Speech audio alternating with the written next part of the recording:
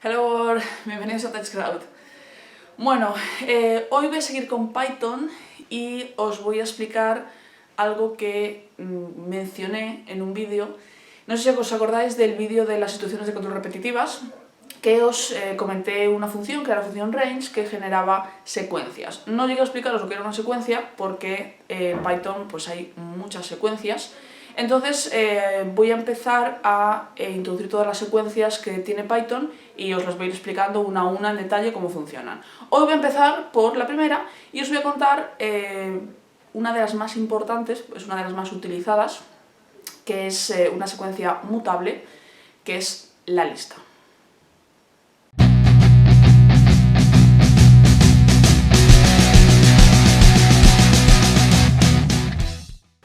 Antes que nada, vamos a empezar definiendo el concepto de secuencia. Vamos a ver qué es una secuencia antes de ponernos a ver todas las secuencias que hay en Python.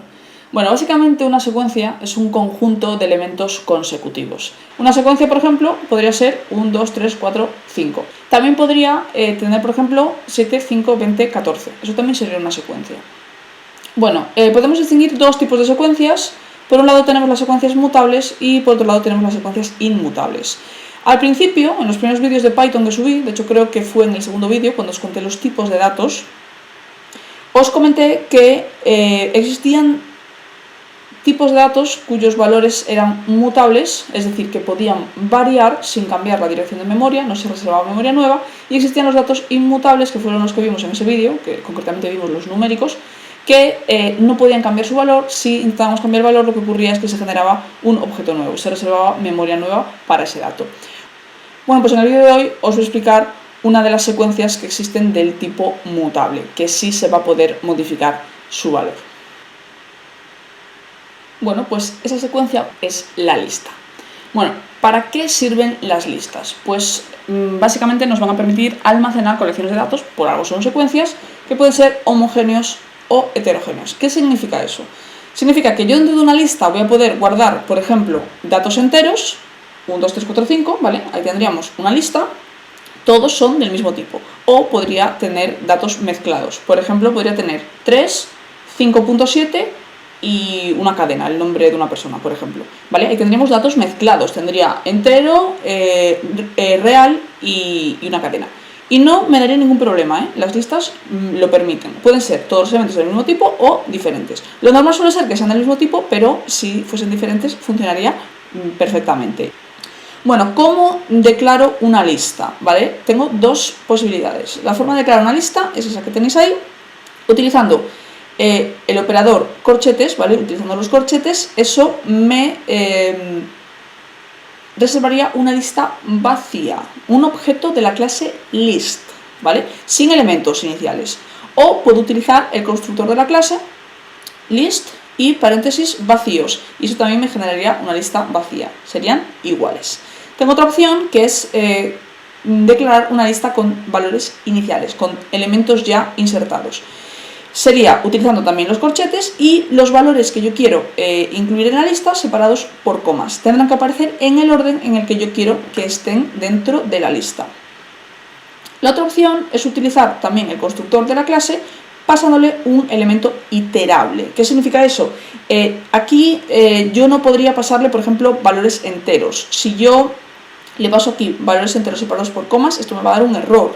Tendría que pasar, por ejemplo, pues otra lista o una secuencia o una cadena. Bueno, una cadena de hecho es una secuencia. Iremos viendo secuencias más adelante, entonces según vayamos viendo veréis todas las posibilidades que podría incluir aquí. Ahora de todos modos os enseñaré un ejemplo de un elemento iterable con el que puedo inicializar una lista utilizando el constructor. Bueno, pues vamos a ver un ejemplo de cómo declarar listas, como os he dicho, usando la sintaxis que os he comentado. ¿Vale? Si yo escribo los corchetes, veis que me genera una lista, pero claro, yo ahora no puedo trabajar con esa lista porque no he utilizado un identificador. Voy a usar una variable, voy a llamarla lista y le voy a asignar los corchetes. Si yo ahora hago lista, veis que me saca los corchetes sin nada dentro. Tengo ya la lista vacía, pero identificada a través de lista y podré trabajar con ella. Si uso la función type, que ya vimos, esto me dirá que es de la clase list, porque es un objeto de list. Bueno, la otra opción que teníamos era utilizar el constructor list, sin nada entre paréntesis. Si yo hago eso y escribo lista, veis que tengo la lista vacía. E igualmente, si uso type, me dice que es de tipo list. Vale, supongamos que quiero declarar la lista con valores iniciales. Bueno, pues entonces podría hacer lista y entre corchetes los valores. Aquí podríamos trabajar con datos primitivos, ¿vale? Acordaros que en Python todos son objetos, pero bueno, quiero decir los tipos numéricos. ¿Vale? Si yo hago eso y ahora hago lista, veis que la lista tiene los valores en el orden en el que yo los he especificado con las comas. Si ponéis type, veréis igualmente que es de tipo list. Vale, ¿cómo utilizo el constructor con parámetros de la clase list para darle valores iniciales? Tengo que pasar un elemento iterable. Bueno, pues por ejemplo, puedo hacer lista, list y pasar aquí una cadena. Si yo pongo aquí hola, ¿vale? Las cadenas ya las veremos, también son secuencias inmutables. Es un elemento iterable, las secuencias son elementos iterables. Entonces, si yo le paso ahí una secuencia, no me da ningún error. Y si yo ahora hago lista, fijaros que ha generado una lista y cada elemento de la lista es una de las letras de la cadena. Si yo pongo aquí type lista, veréis que me dice que es de tipo list. Otro elemento iterable es la propia lista. Por ejemplo, yo tengo esta lista que la acabo de crear y voy a crearme otra lista que la voy a llamar lista 2, que va a ser list, lista. Lista es una secuencia, por lo tanto es un elemento iterable. Yo puedo decirle que genere una nueva lista a partir de esta lista. Si le doy, veis que no me da error, y si hago lista 2, veréis que tengo una copia exacta de la lista inicial. Bueno, pues una vez que tenemos la lista declarada e inicializada, vamos a poder trabajar con ella utilizando índices. Los índices nos van a permitir acceder a cada elemento de la lista de forma independiente. Cada elemento es consecutivo, es decir, va en posiciones contiguas dentro de la memoria, van todos seguidos. Entonces, los índices también van a ir seguidos y nos van a indicar la posición que ocupa el elemento dentro de la lista. El primer elemento de la lista tendrá índice 0 y el resto serán consecutivos. El siguiente será el 1, el siguiente será el 2, el siguiente será el 3, el siguiente el 4 y así sucesivamente. Por ejemplo, en este caso yo tengo aquí una lista con 10 elementos y yo le estoy dando estos valores iniciales. Bueno, pues dentro de la memoria yo tendría los elementos consecutivos, ¿vale? Uno detrás de otro, y cada uno tendría su índice correspondiente. Para acceder al elemento de la lista utilizo el número del índice, la posición que ocupa el elemento, y utilizo los corchetes. Por ejemplo, si yo quiero modificar algún elemento dentro de la lista, pues utilizando los corchetes puedo asignarle un nuevo valor. Por ejemplo, en este caso, que yo estoy haciendo lista posición 3, estaríamos accediendo a este elemento y estaría escribiendo un 86 que reemplazaría el 300 que ya había cuando yo inicialicé la lista. Vale, os pongo aquí debajo otro ejemplo en el que accedo a la posición 10. Si os fijáis, la posición 10 no existe, la última es la 9, porque la primera es la 0, ¿vale? Empezamos en 0, entonces la última siempre será el número de elementos menos 1. Si yo intento acceder a esa posición, ¿vale? Tanto en escritura como en lectura, me va a dar un error, se va a producir un error en ejecución. Entonces hay que evitarlo, porque es una posición a la que no tenemos acceso desde la lista, ¿vale? Está fuera de los límites de nuestra lista. Bueno, para leer un elemento de la lista, pues el proceso sería el mismo, utilizando los corchetes, indicamos la posición y luego con ese elemento que me devolvería, pues puedo hacer la operación que sea. Por ejemplo, aquí os pongo un print, que sería una salida por pantalla, mostraríamos el elemento. Si yo hago aquí lista 7, lo que estoy haciendo es acceder a este 45 y en este ejemplo, como tengo un print, lo que haría sería mostrarme por pantalla el 45. Pero podría utilizar ese lista 7 en una operación aritmética, por ejemplo. Voy a declararme una lista, valores totalmente aleatorios, ¿vale? Esa es mi lista. Si yo muestro la lista, tengo 6 elementos. Bien, si yo accedo al elemento 0, por ejemplo, pues accede al primero, que es el 3. ¿Veis que me da el 3? ¿Vale? Si yo escribo lista 2, por ejemplo, pues veis que accede al 6, porque es 0, 1 y 2, ¿vale? Si yo accedo al elemento 6, el elemento 6 me da un error. porque no existe, ¿vale? 0, 1, 2, 3, 4, 5. El último elemento es el 5, el 6 no está y me dice que me estoy saliendo de los rangos de la lista. Entonces es un error, hay que evitarlo, ¿de acuerdo? ¿Vale? Utilizando índices, por ejemplo, podría recorrer la lista con un for.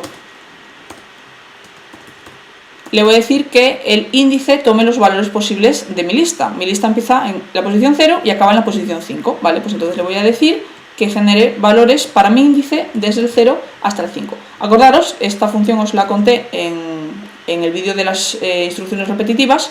Generaba secuencia entre 0 y 5. El 6 era excluido, o sea que generaba entre 0 y 5.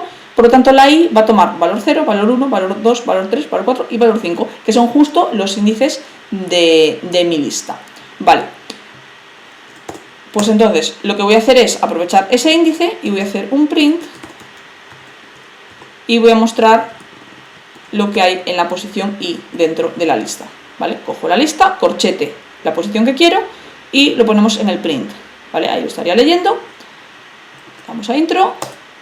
Y veis que lo que está haciendo es acceder a los elementos de la lista y mostrármelos uno a uno por pantalla, ¿vale? Los coge de forma independiente.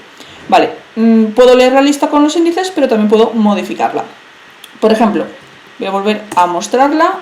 El elemento 0 de mi lista es el 3, tiene valor 3, entonces si yo hago lista 0 y le asigno un 7 y vuelvo a mostrar la lista, veis que el 3 se ha cambiado por el 7. También me sirve para escribir dentro de la lista, porque la lista, os recuerdo, que es una secuencia mutable, por lo tanto, los valores se pueden cambiar. La lista, al ser una clase, me proporciona una serie de métodos que me van a permitir realizar operaciones sobre los datos que contiene la lista. Son métodos bastante cómodos que me van a simplificar ciertas tareas. Hay bastantes, ¿vale? Pero bueno, os voy a contar estos que nos van a permitir hacer muchísimas cosas. Os voy contando cada uno y os voy a hacer un ejemplo de cada uno, ¿vale? Porque son un montón y si os los digo todos seguidos y luego hago los ejemplos, pues igual no queda muy claro. Entonces vamos a ir viendo un ejemplo según os los voy explicando. Bueno, el primero que os pongo aquí es el método append. Este método me va a permitir añadir un dato, ¿vale? Veis que entre paréntesis pongo un dato, pues el dato que ponga entre paréntesis me lo va a permitir insertar al final de la lista, ¿vale? Siempre al final. Bien, pues vamos a empezar con una lista vacía, ¿de acuerdo? La declaramos vacía, veis que no tiene nada, voy a usar el método append. Append y vamos a poner un 5, por ejemplo. Ejecutamos y si ahora muestro la lista, veis que tengo un 5. Si vuelvo a ejecutar append, por ejemplo 8, veis que tengo el 8 al final. Siempre inserta al final, ¿vale? Entonces podéis hacer pruebas si queréis y veréis que siempre va a quedar al final. El método count me va a permitir contar cuántas veces aparece este dato dentro de la lista. Si no aparece, me devuelve un 0. Y si aparece, me dice cuántas veces aparece. Con la misma lista del ejemplo de antes, vamos a utilizarlo y le voy a decir que cuente cuántas veces aparece, por ejemplo, el 5. El 5 aparece una vez. Efectivamente, tenemos un 5. Si pongo lista count 3, esta lista no tiene ningún 3. Si ejecuto, veis que me dice que aparece 0 veces. Si hubiese números repetidos, pues me diría 2 veces, 3 veces, 4 veces las veces que aparezca el número. El método extend me permite extender la lista con datos de otra lista. ¿Qué significa eso? Yo tengo una lista, imaginaros que tengo una lista 1, 2, 3, 4 y tengo otra lista que es 5, 6 y 7. Si yo hago que la primera lista extienda de la segunda, el resultado sería 1, 2, 3, 4, 5, 6 y 7, ¿vale? Uniría las dos. La que pase entre paréntesis se coloca al final. Voy a declararme una segunda lista, voy a llamarla lista 2 y le voy a dar valores 5, 9 y 2, por ejemplo, ¿vale? Bueno, lo que sea, me da igual. Vale, ahora mismo tengo lista que es 5, 8, 15 y lista 2 que es 5, 9, 2. Vale, si yo ahora hago lista.extend y le paso lista 2,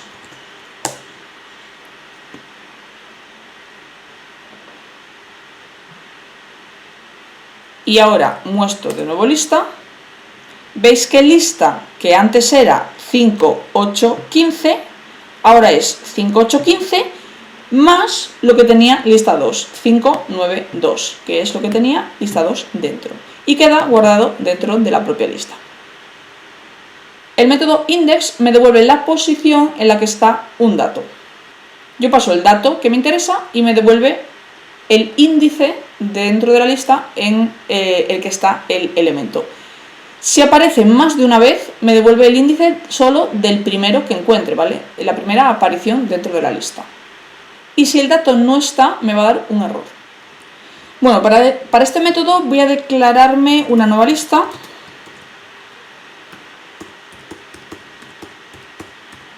Que ya había demasiadas cosas escritas. Vale, ya tengo una lista y ahora vamos a utilizar la función index. Entonces, si yo hago lista index y pasamos el 5, veis que me devuelve un 1. Fijaros que mi lista, vamos a mostrarla, es posición 0, un 1, luego posición 1, posición 2, posición 3, posición 4 y posición 5. Y yo le he pasado un 5. 5 hay dos, tengo este y tengo este. Tengo un 5 en la posición 1 y luego otro en la posición 4. Pero me devuelve el índice del primero. Imaginaros que le paso un 2, que no hay, ¿vale? Yo dentro de mi lista no tengo un 2. Lo ponemos y me da un error, porque 2 no está dentro de la lista. La función insert me va a permitir insertar un dato en una posición distinta a la última. Acordaros que la función append me lo inserta al final. Pues la función insert yo le indico la posición en la que quiero e inserta el dato. Si esa posición está ocupada, lo que va a hacer es, a partir de esa posición, todos los elementos los desplaza, ¿vale? O sea, inserta el nuevo dato en medio, pero no reemplaza el elemento que ya estuviese. Si la posición que le indico es una posición muy grande y no está dentro de la lista, por ejemplo, imaginaos que yo tengo 5 elementos en la lista y le digo que inserte en la posición 20. No me da error, lo que hace es insertarlo al final, o sea que no habría ningún problema. Bueno, sobre la misma lista de antes voy a hacer una inserción. Acordaros que con append insertamos al final, pero si quiero insertar en una posición en concreto, pues vamos a usar insert. Entonces voy a poner lista insert y le voy a decir que en la posición 0 inserte un 20, por ejemplo. Si yo ahora muestro la lista, fijaros que el 1 que estaba en la posición 0 no se ha borrado. Lo que ha ocurrido es que se han desplazado todos una posición hacia la derecha y en la posición 0 me coloca el 20. Si le indicas una posición intermedia, me ocurriría lo mismo. Desde el elemento en el que intento insertar, se desplazarían todos hacia la derecha e insertaría el nuevo elemento ahí. ¿Qué pasa si le indico un índice que sea muy grande y que no exista dentro de la lista? ¿Vale? Por ejemplo, el 50. Evidentemente no tengo 50 elementos, o sea que el 50 no va a existir. Voy a poner, por ejemplo, un 80. ¿Vale? Quiero insertar en la posición 50 un 80. Le doy, error no da, y lo que ha ocurrido es que me he insertado el último. Claro, la posición 50 no existe, ¿vale? No tengo tantos elementos. Entonces lo que hace es que sea el último elemento. La función pop, veis que hay dos versiones, ¿vale? Os lo pongo aquí porque existe la función sin parámetros y la función con parámetros. La función sin parámetros lo que hace es devolverme el último elemento de la lista y lo borra, lo elimina, ¿eh? Si hacéis pop, se borra el elemento del final y me lo devuelve. Si le pasamos un parámetro, lo que vamos a hacer es pasarle la posición del elemento que quiero que me devuelva y también lo elimina. ¿Vale? Si yo, por ejemplo, tengo 10 elementos y le paso un 3, borra el elemento cuarto, que sería la posición 3, y une todo el resto de la lista, ¿vale? La lista quedaría otra vez colocada normal, pero ese elemento lo quita y me lo devuelve. Si la posición de pop no existe, me va a dar un error. Bueno, si usamos pop sobre esta lista, lo que va a hacer es eliminar el último y devolvérmelo. ¿Vale? En este caso el último es el 80 que he insertado antes. Entonces si hago lista pop sin parámetros, veis que me devuelve el 80 y si yo muestro de nuevo la lista, veis que el 80 del final ya no está, porque lo ha quitado. Si vuelvo a hacer otra vez pop, me da el 6, que es el último, y si yo vuelvo a hacer lista, el 6 ya no está. Supongamos que quiero que elimine uno en concreto, le tengo que indicar la posición. Por ejemplo, vamos a decirle que elimine el que está en la posición 2. ¿Vale? El que está en la posición 2 es el 5, ¿vale? Porque es la 0, 1, 2. Entonces, me tiene que imprimir un 5 y eliminar el 5 de la lista. Le damos, ahí está el 5, y si yo hago lista, veis que el 5 ya no está. Pero borra el de esa posición, ¿vale? Le digo 2, pues borra ese. Y el resto de elementos pues se desplazan una posición hacia la izquierda. Si lo que quiero es borrar a través del dato y no a través de la posición, tenemos la función remove, ¿vale? Esta función le paso el dato y lo que hace es borrar el primero que se encuentre. Puede que yo tenga datos repetidos, pero borra solo el primero. Si hay varios, el resto no los elimina, solo el primero. Si el dato no está, me va a dar un error. Bueno, vamos a probar el método remove sobre una nueva lista. Voy a poner elementos repetidos para que veáis que, aunque estén repetidos, solo borra el que coincide. Bueno, tengo por ejemplo el 4 repetido y el 5 también está repetido. A ver, voy a llamar a remove y le voy a pasar el 4. ¿Vale? Acordaros que con el pop le indico la posición y borraba el que estuviese en esa posición. Y con remove le paso el dato y busca el dato dentro de la lista y lo borra. No es la posición, es el contenido. Entonces ahora si le pongo 4, tengo aquí un 4. Tengo también aquí otro, pero va a borrar solo el primero que encuentre. Entonces le doy y si muestro la lista, veis que el primer 4 ya no lo tengo, pero que el segundo sí está. Si vuelvo a llamar a remove y le paso de nuevo el 4, pues veis que ya no está tampoco el otro 4. Si le paso un dato que no existe, por ejemplo el 1, que no está, veis que me da un error. Tiene que existir el elemento. Si el elemento no existe, me da error. La función reverse lo que hace es darle la vuelta a la lista, ¿vale? Si yo tengo la lista 1, 2, 3, 4, 5 y llamo a reverse, lo que voy a hacer es tener 5, 4, 3, 2, 1, ¿vale? Invierte la lista y la deja guardada al revés. Bueno, me voy a declarar otra lista. Por ejemplo, esa lista, ¿vale? Si la mostramos, tengo 5, 3, 7, 5. Si llamo a reverse y de nuevo muestro la lista, veis que está al revés. Antes era 5, 3, 7, 5 y ahora es 5, 7, 3, 5. Le ha dado la vuelta. La función sort lo que hace es ordenar. Ordena la lista de menor a mayor. Por defecto de menor a mayor. Si yo tengo 1, 3, 2, 4, pues al ordenar me daría 1, 2, 3 y 4. ¿Vale? Quedaría ordenada y quedaría guardada ordenada. Sobre esta misma lista voy a llamar a sort. Y si vuelvo a mostrar, veis que está ordenado. 3, 5, 5, 7. Claro, el 5 está repetido, pues lo pone consecutivo. Me ordena de menor a mayor. ¿Qué pasa si lo quiero de mayor a menor? Bueno, muy fácil. Una vez que lo he ordenado de menor a mayor, lo único que tengo que hacer es llamar a la función de antes, reverse, y darle la vuelta. Y si ahora lo muestro, ya lo tengo de mayor a menor. Y por último, el último método de todos, ¿vale? De clear, ¿vale? La función clear lo que va a hacer es vaciar la lista. Dejaría la lista sin elementos. No elimina la lista, ¿vale? Pero la lista sigue existiendo, pero no tendría elementos dentro, quedaría vacía. Y por último, si llamamos a clear y muestro de nuevo la lista, veréis que la lista no tiene datos. Se ha quedado vacía. Sigue existiendo, pero no tiene nada. Bueno, y ya para terminar os voy a contar algunas operaciones y algunos operadores que se pueden aplicar sobre listas. Bueno, aquí a la izquierda os he puesto algunas operaciones que existen. La operación min me va a devolver el mínimo elemento de la lista. La operación max, os imaginaréis lo que es, me va a devolver el máximo elemento de la lista. La operación sum me va a devolver la suma de todos los elementos de la lista. Y la operación len me va a devolver la longitud de la lista, es decir, el número de elementos que tiene la lista. Vale, por ejemplo, tengo esta lista, ¿vale? Y vamos a llamar a min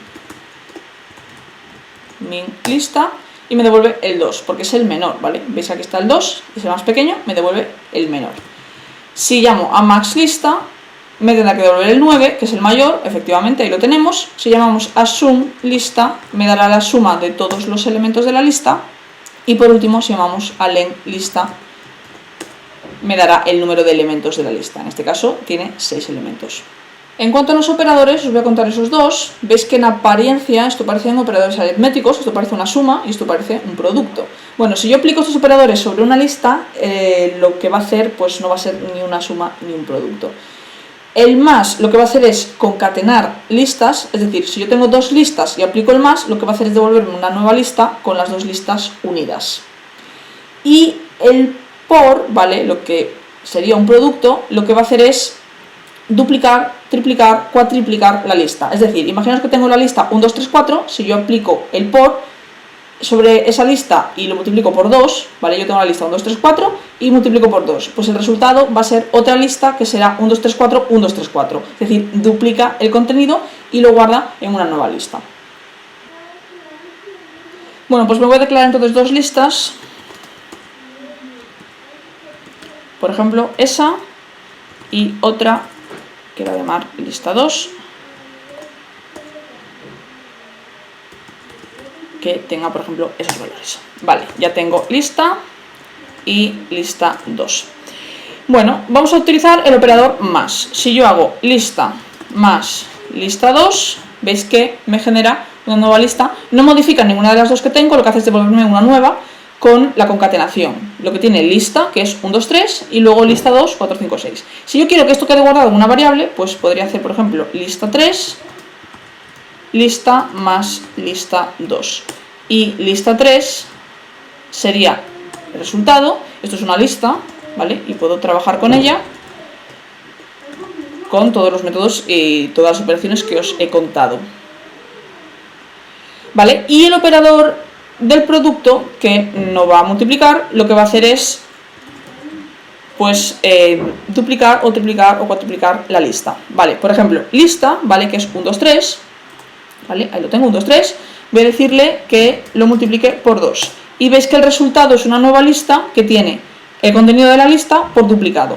1, 2, 3, 1, 2, 3. Si yo pongo lista por 4, pues veis que tengo 1, 2, 3, 1, 2, 3, 1, 2, 3 y 1, 2, 3. Lo hace 4 veces. Si yo quiero trabajar con esta información, pues puedo guardarlo en, por ejemplo, lista 4 y hacer lista por 4. Y ahora lista 4 sería la lista con toda esa información. Y yo podría trabajar con todas las operaciones que hemos visto sobre esta lista. Espero que os haya gustado el vídeo y os haya sido de utilidad. Si es así, dadle a me gusta, compartid en las redes sociales, suscribiros al canal y no dejéis de visitar la web. Os dejo como siempre el enlace en la descripción y nos vemos en el próximo vídeo.